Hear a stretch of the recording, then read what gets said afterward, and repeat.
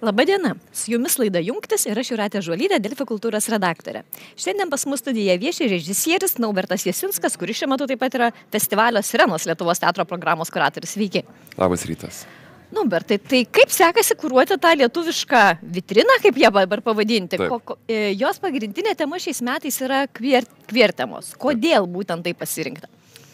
Sekėsi iš tikrųjų suformuoti labai puikiai ir tai buvo labai įdomus procesas. Aš jau programą suformavau pavasario gale. Tai iš esmės tai buvo programa sukuruota iš praeito sezono, tai yra nuo rudens iki pavasario sukurtų darbų visos paletės, pavadinkim taip. Ir queer žvilgsnis, gal reiktų pristatyti iš tikrųjų, kas tai yra, nes jis dažnai, man atrodo, populiariajam kontekste nubrėžia ir yra naudojamas kaip seksualinių mažumų toks skėtinė jungtis. Bet aš į tai žiūriu per šitą perspektyvą ne tik šituo klausimu. Aš imu queer mąstymą kaip filosofinį požiūrio tašką, kuris iš tikrųjų leidžia pabandyti taip dekonstruoti mus supančius, nesvarbu ką, kažkokius tai įvykius, dėlionės, kažkokius įsitikinimus, struktūras ir pabandyti pažiūrėti, o kas atrodytų, kaip atrodytų kitaip. Kaip, nežinau, taip kaip mes įsivaizduojam teatrą, o mes turime įsivaizdavimą, kas yra teatras. Tai, nežinau, režisierius, kuris režisuoja ten kažkokį ten, pavyzdžiui, Moljerą, ten kažkokį didžioji salėje ir tai yra gero teatro apibrėžimas.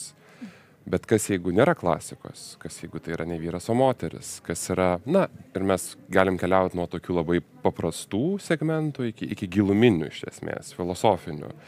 Ir pažiūrėti, kas netelpa į tą tokią, pavadinkim, iškastą vagą. Aš skaičiau taip, kad netgi ir festivalio paties būtent lietuviškos programos aprašyme buvo, kad bus bandoma išsiaiškinti, kas yra tas queer, tai čia va taip ir bandom daryti, bet tai tada net neatsitinka taip, kad telpa viskas, visos teatro temos telpa po šituo terminu. Iš tikrųjų ne.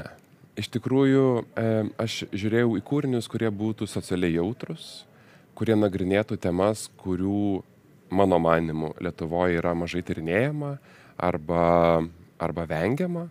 Tai mes turime įvairių darbų ir pati festivalio kuravimo kryptis, kuri ištiko peržiūrėjus viso sezono darbus, iš tikrųjų yra tokia pati iš savęs nekonvencionali. Tai mes turim 5 dramos teatro performanso pasirodymus ir tuomet mes turim 3 šokio ir 2 bendruomenės telkiančius tokius pasirodymus, kurie iš viso galėtume teikti yra neprofesionalaus teatro dėmenis. Tai iš vienos pusės pritariu, tai gali iš šalies atrodyti, kad čia yra tokia truputį mišrainė, bet turbūt vėlgi reikia konteksto, turbūt reikia pažiūrėti į ilgametę tam tikrų festivalių kuravimo praktiką ir suprasti, kad juose yra labai aiškiai, man kaip iš teatro pasaulio ateinančiam kažkokios tai sisteminiai dėmenys, kuriuos aš pamatau ir kuriems aš labai sąmoningai šiuo atveju nepritariu, ne dėl to, kad jie man nepatiktų, dėl to, kad mes sugalvojom šitaip į juos pasižiūrėti. Bet čia dabar mes taip išplečiam tą terminą, o nebūna tada taip, kad tas queer, kurį vis tiek didelė dalis supranta kaip tą kažkokią seksualinės tapatybės apibrėžimą, kad dalį potencialios auditorijos atbaido, kurie gal nesupranta, kad jie ateitų ir jiems patiktų, ir jiems būtų įdomu ir atrastų, kas aktualu. Tai man atrodo labai svarbu ir šitas festivalis, aš labai tikiuosi pasitarnaus, kad šitas apibrėžimas taptų ne tik tai siauro kažkokio mąstymo, čia kaip žodis feminizmas, kuris, man atrodo, vis dar turi kažkokią tokią neigiamą konotaciją, dėja, tokiam, kaip čia, viešajam, viešumoje iš esmės. Tai, man atrodo, su tuo pačiu ir queer terminu, man atrodo, kad jį mes turim pasiimti savo ir jiems suteikti prasmes, ne tik tais tokias, kokias mes esame įpratę matyti, bet ir pats terminas tai aiškina, kad pakeisti prasmę savaimės, įdėti kažkokį keistą, nes queer verčiasi kaip keistas žvilgsnis, tas neįprastas matmuo. Tai man atrodo, kad vienas iš tikslų yra iš tikrųjų apie tai kalbėti, dalintis ir kviesti žmonės mąstyti apie tai. Tai kokių tų temų Lietuvos teatre dar trūko? Man atrodo, kad Lietuvos teatras šiais metais, gal šiais sezonais turbūt išgyvena tokius labai įdomius laikus, kai mes pagaliau kaip teatro bendruomenė, teatro tai čia turiu omeny gal apskritai scenos menų bendruomenė žengiame kažkokius nenagrinėtas temas, tai pavyzdžiui yra keletas spektaklių, kurie nagrinėja ir ten socialiai tokiam angažuotom temam, tai pavyzdžiui, tarp generacinė trauma, kuri yra išgyvenama tarp moterų ir galiausiai šiuolaikinė šiandienos moteris nusprendžia nepasiduoti ir išspręsti per psichoanalizę savo šeimos, pavadinkim, ar generacinę traumą. Tai yra nuo tokių, tai čia Savižudybės anatomija, kuri bus rodoma penktadienį programoje, iki, pavyzdžiui, kažkokių tokių utopinių santykių, utopinių tąją prasme tarp keturių žmonių, tarp geriausių draugių, užsimezgusių neromantinių utopinių santykių, kai žmonės leidžia ir gali būti labai arti, taip rodydamos kūrėjos perspektyvą, kuri mums nėra įprasta iš tikrųjų. Tai lyg tokios gal skirtingos temos, gal aš nežinau, ar jos naujos, man labai sunku pasakyti, būnant viduje, bet atrodo, kad žvelgiant į šiaip apskritai teatro repertuarą, tai man atrodo, kad jis yra naujos. Taip, o šie spektakliai, kurie bus Lietuvos teatro programoje, ar jie yra didžioji dalis, kiek mačiau, matyti Lietuvos scenoje, ar bus ir galbūt kažkokių naujų? Ne, konkrečiai Sirenų festivaliui nėra sukurtų kūrinių, visi buvo repertuare sezono repertuaruose pristatyti vienu ar kitu būdu. Ir jūsų taip pat spektaklis, kurio premjera buvo Klaipėdos dramos teatre pagal Roberto Boljanio kūrinį Sugrįžimas bus. Tai kaip jis įsipaišo į šitą programą, nes aš irgi skaičiau aprašymą, ten ir šmėklos, ir dar kažkas, tai kur čia kvier? Tai, man atrodo, galima į per queer perspektyvą pažiūrėti per keletą skirtingų būdų. Tai pirmiausia, galima pažiūrėti per turinį ir per formą. Tai jeigu labai taip trumpai atsakant, tai forma yra pasirinkta tokia irgi nekasdienė, tai yra aktorių balsai yra įrašyti ir aktoriai imituoja, kad kalba scenoje, tai yra žiopčia, arba mes naudojam kaip čia angliškai lip sync metodą. Ir daugelį yra kitų užkoduotų, tokių performatyvių ir estetinių kodų, kurie nėra kasdieniai sutinkami teatre. Taip pat ir yra pats naratyvas, kuris ir turinys, kuris yra šiek tiek kitoniškas. Čia, kad gal taip trumpai įsiplečiant. Man atrodo svarbu pabrėžti, kad Roberto Bolanijo yra kilęs iš Pietų Amerikos. Ir Pietų Amerikoje, kaip ir pas mus Europoje, didžioji dauguma žmonių išpažįsta krikščionybę. Bet esminis skirtumas tarp Europos ir Pietų Amerikos yra tas, kad pas mus, bent jau Lietuvoje, krikščionybės atėjimas 15 amžiui į Lietuvą lėmė, kad mes pagonybę ir visas kitas bendruomenės iš esmės turėjom sunaikinti ir atmesti, o Latino Amerikoje įvyko tai, kad tos daugiatūkstantinės kultūros jėga persipinė su krikščionybė. Ir mes turim visiškai kitonišką požiūrį į Pietų Amerikoje, į mūsų supantį pasaulį, tai yra supanti į, kaip ir apie vaiduoklius, tai čia apie mirtį, į pomirtinį gyvenimą ir apskritai santykį su kūnu. Tai Roberto Bolanijo atvažiuoja savo gyvenimo pabaigoje į Europą ir parašo šį kūrinį. Ir jis veikia kaip tam tikra kontradikcija, tam tikras žiūros taškas, kuris mums kelia labai daug minčių apie mūsų įsitikinimus šių temų kontekste. Apie patį yra sakoma, kad irgi visada nuo pat karjeros pradžios ir kiek pastebėjau, kiek mačiau kūrinių, kad stengiatės judinti socialinės temas, keisti žmonių požiūrį. Ar taip natūraliai tiesiog atsitiko, ar nuo pat pradžių buvo toks kažkoks išsikeltas tikslas, kad aš noriu kažką pakeisti visuomenėje, pasaulyje? Man atrodo, tai atėjo taip iš pradžių nesąmoningai, o paskui, manau, kad visai neseniai tai tapo tokiu labai aiškiu požiūrio tašku, kad teatras, kaip ir šių metų Sirenų programa yra pavadinta Teatras yra ginklas, tai teatras gal, aš nenorėčiau, kad teatras taptų ginklu, aš norėčiau, kad veikiau teatras taptų įrankių dialogui, nes su ginklais mes, man atrodo, taip galim ir prisižaist. Tai, kad tai gali būti erdvė, kurioje mes galim papasakoti istorijas arba tam tikras akimirkas, sapnus, kurie iš tikrųjų mus arba sujungtų, arba kažkaip sukrėstų. Čia kaip David Foster Wallace, amerikiečių rašytojas, apie literatūrą yra gerai parašęs. Jis yra paklausęs, o kas yra gera literatūra? Gera literatūra yra ta, kuri pažadina miegančius ir nuramina neramius. Čia nėra iki galo švari citata, bet mintis, tai man atrodo su teatru lygiai tas pats. Ir tai įeina, man atrodo, tas socialinis aktyvumas, nes teatras negali būti tiesiog gražus paveiksliukai. Gali būti, bet man atrodo, jiems reikia konteksto. Čia manęs labai dažnai paklausia, tai kodėl dabar tas teatras, ypač vyresni žmonės, kodėl jo nebėra tokio, kaip kažkada ten. Na taip, kelia klausimus, gal per daug to socialinio aktyvizmo turėjom, čia dabar daug diskusijų apie teatrą mūsų. Taip, bet aš visą laiką turėčiau gal paminėti, kad teatras kuria kontrastą, man atrodo, su esančia realybė. Ir man atrodo, labai gerą pavyzdį galiu pasakyti, kad, pavyzdžiui, po Antro pasaulinio karo Prancūzijoje buvo populiarios tokios saloninės melodramos. Tai yra dažniausiai žmonės, kurie turėjo keletą ten tų pinigėlių, ateidavo vakarai žiūrėti lauke arba nebūtinai lauke ir viduj, bet iš pradžių buvo lauke, nes buvo Paryžius labai apgriautas. Tai susirinkdavo žiūrėti tokių spektaklių, kur būdavo labai gražus tapetai, žmonės ale valgydavo labai prabangius patiekalus ir ten senai būdavo koks nors meilės trikampis. Tai iš esmės kalbėdavo apie tai, ko nebūdavo realybėje. Apie tai, kas galėtų juos nuraminti.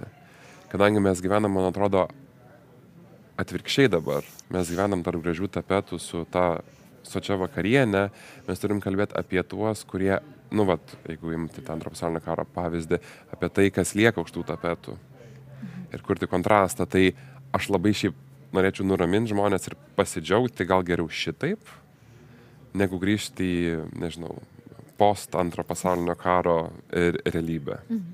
O ar teatras turi įrankių, kaip pakviesti dialogui tokiam, tikram, nes galvoju visgi labai dažnai atrodo vaikštant į teatrą, kad ten renkasi daug tų pačių žmonių. Tai ir jie turbūt mąsto panašiai. Tai kaip pakviesti tuos, kurie galbūt rečiau ateina? Aš nežinau, ar reikia kviesti ar apskritai, bet čia jau mes nueisim turbūt į politiką, keisti požiūrį ir važiuoti, gastroliuoti daugiau pačioj šaly. Aplankyti kiek įmanoma daugiau miestų, miestelių, telkti ten bendruomenės, pasirodymų, burtis žmonėm diskutuoti, susitikti su kūrėjais ar kūrėjom. Man atrodo, čia toks turėtų būti mūsų apskritai mentalinis požiūrio kažkoks kismas, kad ne pas mus, o mes pas žmonės. Ir pakeitus kažkokį dėmenį ir parodus pavyzdį, man atrodo, būtų galima tik tuomet tikėtis galbūt kažkokio ateimo į dialogą ir iš kitos pusės. Ir ta queer tema turbūt irgi tuomet ir ten būtų galbūt galima paliesti. Taip. O šiuo atveju dar bus toks dalykas kaip queer pop-upas. Taip. Kas tai vyks? Ir gal tuos queer pop-upus mes irgi vėliau galėtume kažkur plačiau nunešti. Tai yra toks vienos dienos renginys, kurį kuruoja Greta Stormer kartu su Sirenų kūrybinė komanda. Ir tai yra iš tikrųjų, kaip čia pavadinti, mes labai daug turėjom idėjų apskritai šitoj temoje, dėl to, kad šita tema iš vis nėra liesta Lietuvoje.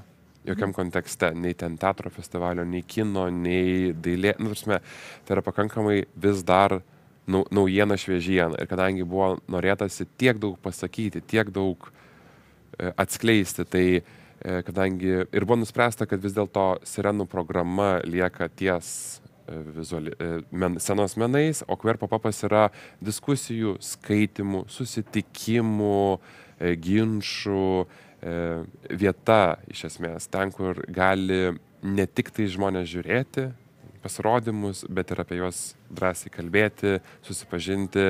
Tai iš esmės tai yra platforma, kuri kuria dialogą. Tikiuosi, kad kuris dialogą tarp šitų dviejų programos dalių. O čia irgi bandys atsakyti klausimą, radau puslapį irgi Sirenų iškeltas toks, kiek Pride yra šalies scenose? Ai, nežinau.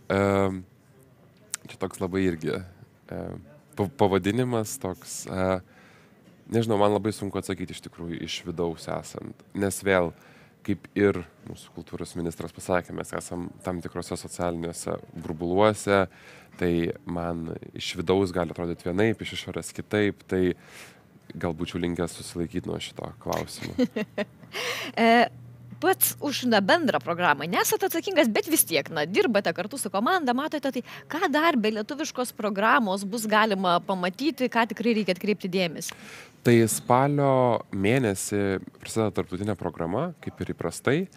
Ir šiais metais fokusas yra į režisierių Tiago Rodriguez. Jis yra šiuo metu Avignono festivalio, kuris turi ilgametę tradiciją pietų Prancūzijoje, meno vadovas. Ir iš tikrųjų jo kūriniai paskutiniu metu yra vieni puošniausių visos Europos teatrų scenose. Tai džiugu iš tikrųjų, kad meno vadovė Kristė Savė pakvietė prisijungti ir papuošti mūsų matymo lauką savo darbais. Tai jis atvažiuoja ir pats, ir bus susitikimas tiek su Tiago, tiek su jo 2 darbais. Tai labai labai kviečiu. Apskritai, kuo sirenos yra pasikeitusios, per juos turi ilgą istoriją ir kažkokios, man susidaro įspūdis, kad galbūt jos šiek tiek sumažėjo mastelio prasme, ar taip tikrai yra?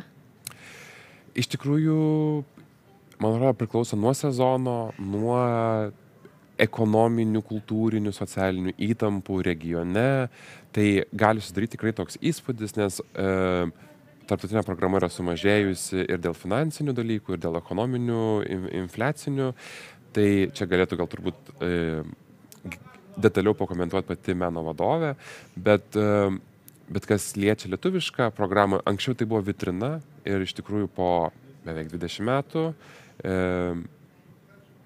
trumpiau šiek tiek, bet po ilgametės vitrinos patirties buvo pirmas iki nuspręsta draugė su meno vadovė, kad mes turim temą, per kurią atrenkam. Ir tai iš vitrinos tampa programa. Ir tai yra bene turbūt didžiausias kismas festivalio eigoje per pastaruosius metus. Tai kad turėti žiūros tašką, nerinkti, nes įprastai buvo renkami geriausi, kad ir ką tai bereikštų.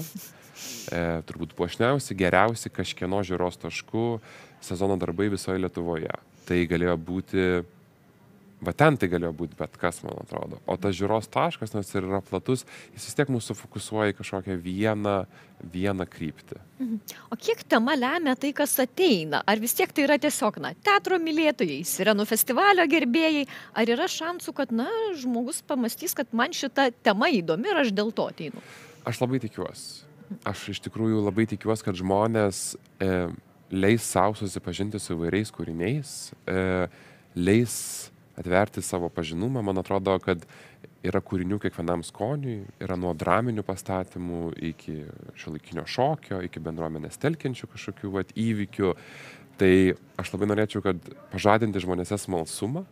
Ir kad, mes susitiktume.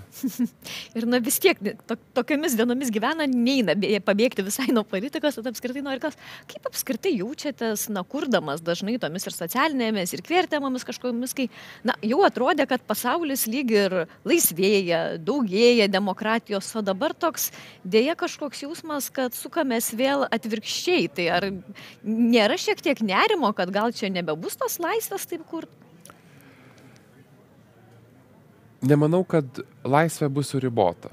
Ta prasme, niekas mums netrukdo kaip žmonėms, nebūtinai su kažkokiu valstybiniu finansavimu, imti ir daryti socialiai aktyvų meną. Mes galim dviese susitikti ir vakare po savo darbų kurti tai ir pristatyti bendruomenėm.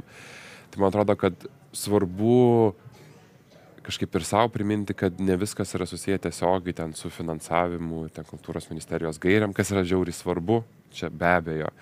Bet ne tik iš ten turi ateiti galimybę suvokti laisvę ar raišką ar temų lauką.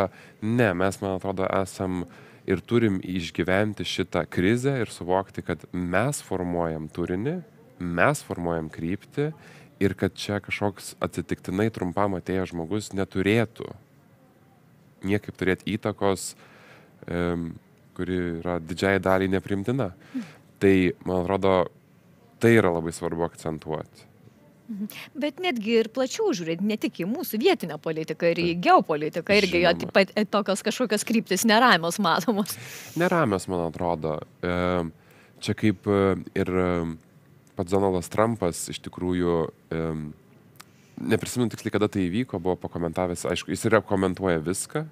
Ir mes šiuo metu turim Baltijos dramos forumą, kuriame vienas iš pranešėjų nagrinėjo Donaldo Trumpo pasisakymus apie teatrą, nes yra ir, žinoma, tweetų, kaip čia, X postų apie tai. Ir jis irgi labai įdomu pastebėti, kad kaip aukščiausios grandys sako, kad kažkas yra netikę, aišku, netikę dėl to, kad konstruktyviai kritikuoja tam tikrus politinius aspektus ir kad nevertėtų į tokį teatrą vaikščioti ir kad jis yra nevertas dėmesio. Tai man atrodo, kad tos tendencijos dėja, kai kartą nuskamba kažkur ten, turiuomenį, nežinau, ar mes imkim Jungtinės Amerikos valstijas, ar Prancūziją, ar kažką, į ką mes lygiuojamės, tai vis dar, nežinau, ar dėja ar nedėja, čia kita tema, man atrodo, tai atidaidi ir tai yra pavojinga. Ir man atrodo, tai reikia suvokti, ieškoti ir suprasti, kas mūsų laukia, nes mūsų tai laukia. Nes jeigu toliau politiškai kryps situacija taip, kaip krypsta šiandien, ar nebus kitas žingsnis kišimasis į turinį, minkštai žinoma, per aplinkui ir taip atsirandant galimybei kažkokiai tai cenzūrai, tai mes matom, kad tai vyksta, šitie procesai turi kažkokios tai pradžios, tai aš labai tikiuosi, kad pas mus jie nepasirodys. O kiek kultūrininkai turi galios keisti tos procesus, nes dabar suprantu kažkoks toks požiūris, kad čia turbūt kultūrai mažiausia žala gali padaryti, jeigu ten nusiųsi kažkokį netokį žmogų. Man atrodo, vėl yra toks turbūt keistas valstybingumo supratimas. Aš nelabai suprantu, dėl ko mes daugiau čia turėtume kurti valstybę negu dėl kultūros. Aišku, kultūra yra labai platu, čia ne tik apie teatrą kalbu, gali vėl būti ir gastronomija, kaip pats ministras iš ko yra kilęs, viskas yra su tom tvarkoj. Bet kultūra, o ne kapitalas turi būti pirmoje vietoje.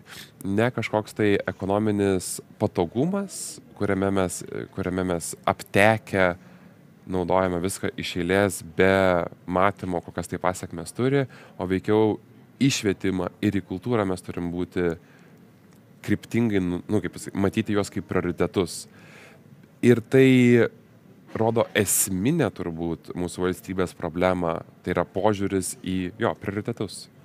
Aš nežinau, kaip tai keisti, aš neįsivaizduoju, bet man atrodo, ir mes esam karta ir bendruomenė, kuri turi rasti būdus, ir kurie šiandien eis, protestuos, rašys peticijas ir bandys turbūt tos modelius, kurie yra mums nepažįstami. Tai labai linkiu mums sėkmės. Tai pačiai pabaigai tik noriu klausti, kadangi taip jau sutapo, kad festivalis Sirenos vyksta šių tokių keistų aktualijų metu. Ar tai daro kažkokią įtaką, nes vis tiek žmonės ateina persmelkti tam tikrų nuotaikų? Man visą laiką teatras yra kaip tam tikra užuovėja arba kristalizuoti mintims, kurios verda ir kurios negali susikristalizuoti, nes visą laiką esam tokiam nuolatiniam bėgime, arba kaip tik kaip anodija realybei, kuri, jeigu kūrinys yra paveikus, nuneša į savo pasaulį ir akimirkai, valandėlį ir dviejom leidžia užsimiršti. Tai aš kažkaip įsivaizduoju, kad teatras gal ir turi daugiau kažkokių galimybių būti priimtas, ne tik tais vienaip ar šitaip, bet aš tikiu, kad žmonės atėję vienaip ar kitaip leis savo į vienus ar kitus, kaip čia, bėgius įeiti ir nežinau, išsigryninti arba užsimiršti. Tai tikiuosi, kad suveiks. Labai tikiuosi, nežinau. Niekad negyvenam tokiais laikais. Reikia nueiti į festivalį ir pažiūrėti, kaip tai suveiks. Tai labai kviečiu iš tikrųjų visus į festivalį, į šventę, į teatro šventę. Prisiminkim, kad tai yra šventė ir švęskim. Ačiū labai už pokalbį. Ačiū, mėly žiūrovai. Šiandien kalbėjome su Naubertu Jasinsku, režisieriumi, festivalio Sirenos Lietuvos teatro programos kuratoriumi. Su jumis buvo laida Jungtis ir aš, Jūratė Žuolytė. Iki kito pasimatymų.